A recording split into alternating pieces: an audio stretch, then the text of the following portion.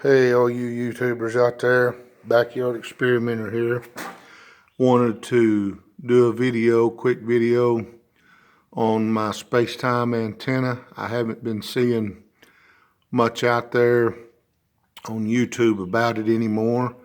I don't know if everybody quit working on it or what, but I wanted to do some experimenting with it, so I coiled this up. It's 14 feet.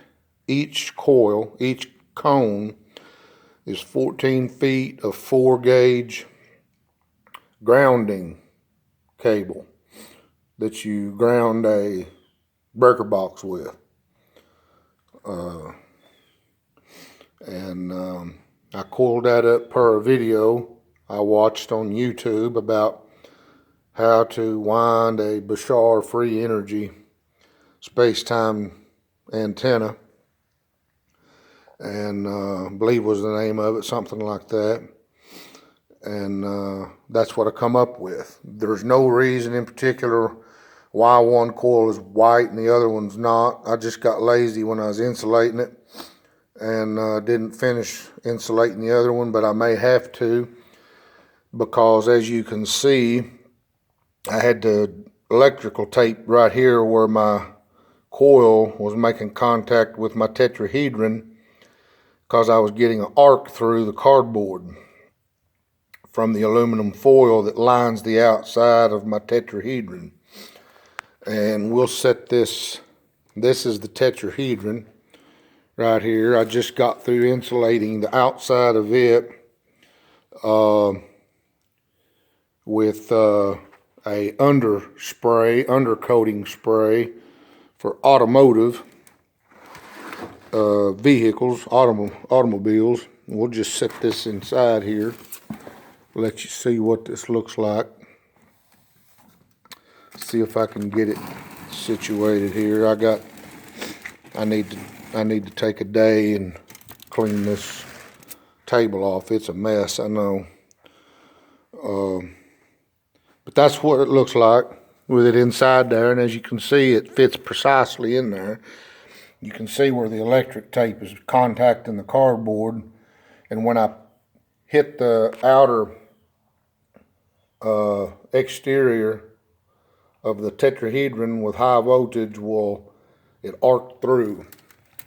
And then this is what I use right here, just a piece of copper wire I've bent, and then I press it down over that, and that keeps it closed.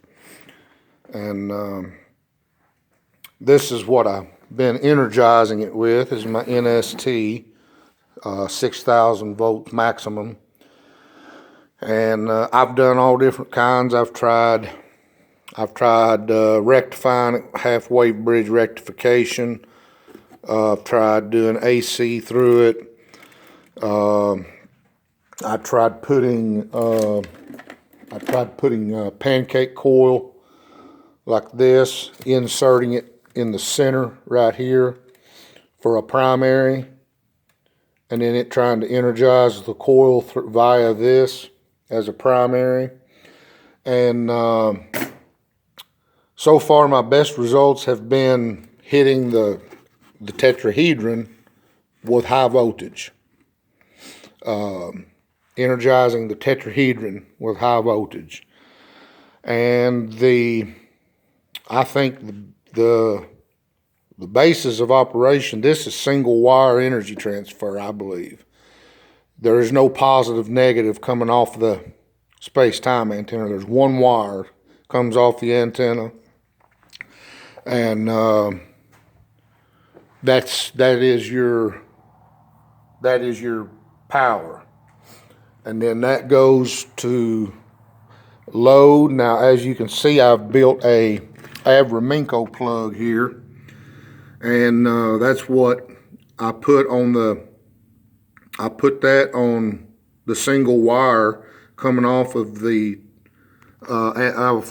STA, and then I come off the positive and the negative, and I went to an old completely dead battery, and I charged it for maybe an hour. And I had to put just plain tap water in it. I didn't have any distilled tap water. I didn't have any acid to put in it. The battery was completely dry.